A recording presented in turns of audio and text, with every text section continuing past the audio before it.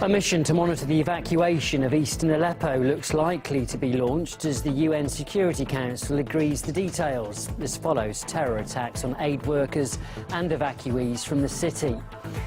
Meanwhile, the humanitarian crisis in the Iraqi city of Mosul worsens as the US-led military operation against ISIL there continues. We speak to Oxfam about the situation on the ground. And Iran promises retaliation after accusing the US of violating last year's landmark nuclear deal. Congress has approved the renewal of some sanctions it says are not related to the agreement.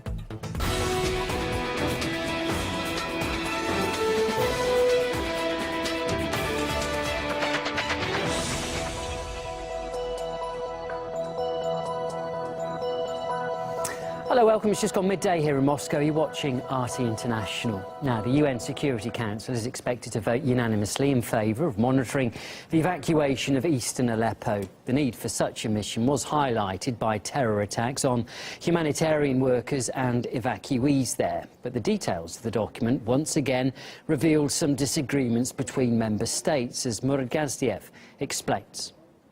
The evacuation of rebels from Aleppo was a hard-won agreement, yet not everyone wants to see it materialize.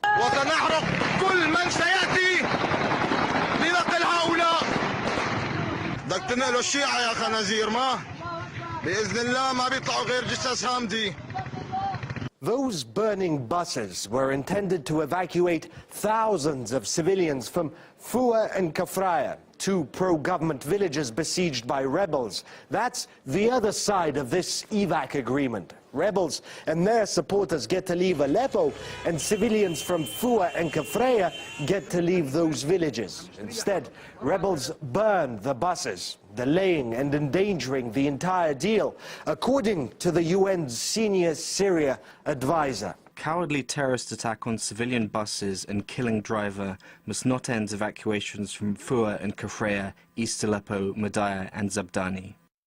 And this, apparently, is not the first attack by rebels on bus convoys. On the 15th, an aid worker working for the Red Crescent was gunned down in rebel-controlled territory. Several others injured then. So this bus-burning exercise, by all appearances, is an attempt to spoil this agreement. The agreements have been breached so many times by the al-Qaeda groups. I mean, they're in the habit of breaching these sorts of agreements. They're used to carrying out these sort of acts without any sort of restraint. So they've been turned loose by the big powers. The big powers have been supporting them. They've become very arrogant in things that they do. So it's very hard to predict if there's going to be more dangers like that.